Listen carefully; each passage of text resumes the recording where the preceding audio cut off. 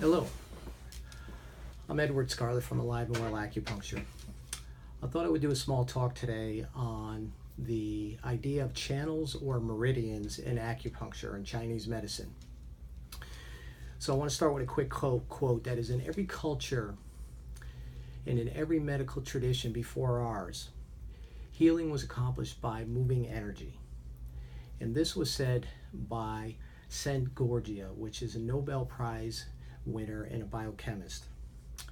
So energy channels or meridians are part of a system of treating individuals that have to do with two kinds of qi or energy in the body, yin and yang. These forces that flow through the channels, they move along very sophisticated networks of energy patterns and pathways that circulate the body, and these are called meridians. If you look meridian up in the dictionary, I think it's going to say something like peak or summit or superficial. They're not the nerves, but they're close to the nerves. We know this now through modern day research. So there's yin and yang channels. They start at very specific places. They end at other places. They connect to channels. They also have a connection to organs. This is why when there's a problem with pathology in an organ system, we may use the corresponding channels, such as a cardiac issue. We may use parts on the heart meridian to help with that. So 2,000 years ago in Thailand, they knew about this idea of channels, and they called them Sen, S-E-N. In India, they were called nadis. In China, they were called channels, meridians, or vessels. So, the idea again is disease is believed to be a blockage in energy flow of these channels. So it's very important that we understand how to determine where and what kind of blockages there are. And there's very specific laws that govern the flow of energy in the body. But something interesting on a more modern note is that recently scientists in Seoul National University confirmed the existence of meridians. And they call them primovascular system. So they found these little tubing ducting system. It's believed that the system is involved in channeling the flow of energy and information relayed by biophotons, which are electromagnetic waves of light and DNA.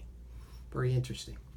There's been some other research work done earlier that also was shown to be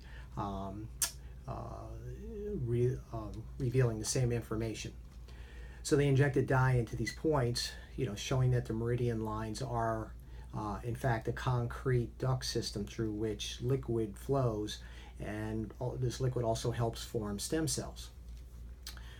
Again, back to classically, we use channel theory and pattern identification in treatment.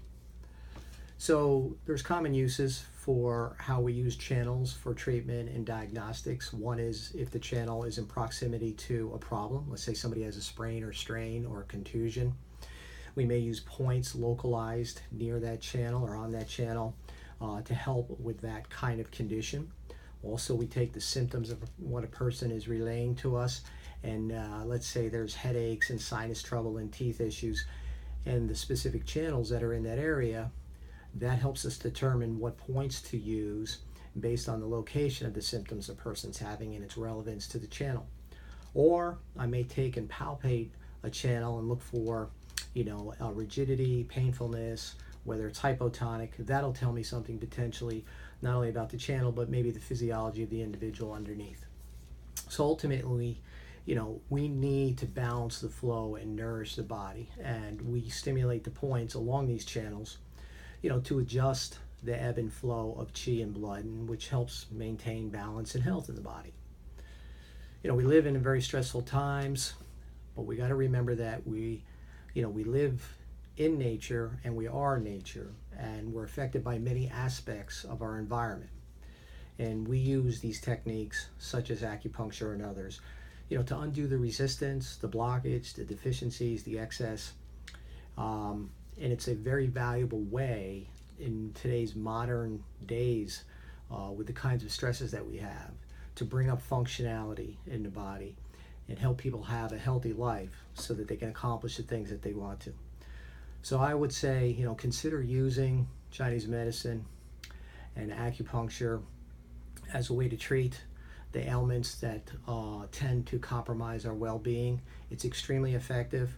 We use these channels. They're an ancient system. They've been being validated more modern day by research, and it's very effective. After the last 25 years of using these systems to treat people, I've done over 60,000 treatments, and I believe that anybody after the age of 40 years old should have acupuncture on a consistent basis because of the value of what you receive from it. So again, thank you so much for your time. Edward Scarlett, Alive and Well Acupuncture. This talk was on meridians, channels, and vessels in Chinese medicine. Thank you.